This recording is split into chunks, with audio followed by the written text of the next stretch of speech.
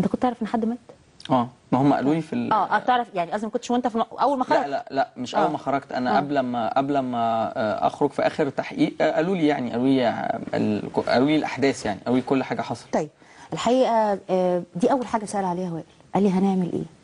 وفي ناس شرفاء ومشاهير في البلد ويمكن شايفين انه مش وقته ان هم يتكلموا في ده، بس اول ما عرفوا فكره الهجس او ان هو ممكن يساهموا بشيء لا لتهدئه الاوضاع ولا لتملق طرف على حساب طرف، انما حسوا بواجبهم انه الناس اللي ماتت دي ولادنا واخواتنا، وما كانش عندهم اي اطماع شخصيه، والصور اللي طلعناها امبارح بتقول كده.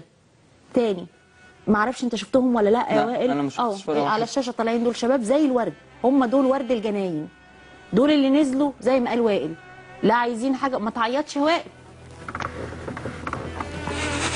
وائل ما تعيطش.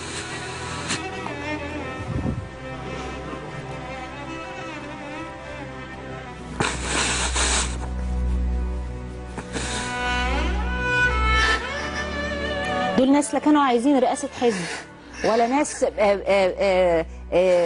قتلهم الفقر وخارجين بسبب ان الدنيا ضيقه في وشهم. دول خرجوا بس لوجه مصر، خرجوا بس لوجه البلد، وقالوا اللي ما قدروش يعملوه الاجيال اللي قبلنا احنا نقدر نعمله. احنا مش نشطاء، احنا ما بنتمولش من حد، احنا عايزين نقول احنا بنحب البلد. ولولا انني لست في حل ان اعلن عن اسماء او اسم بعيني لكنت قلت انه في شخص مباشره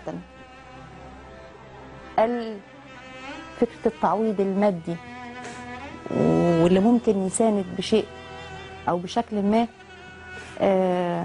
موجود وجاهز، وما اقدرش اقول اكتر من كده لاني لست في حل من ذلك.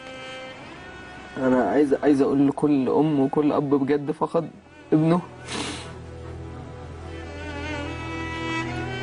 انا اسف بس دي مش غلطتنا،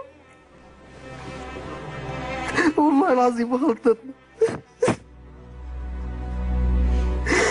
دي غلطة كل واحد كان ماسك في السلطة ومثبت فيها.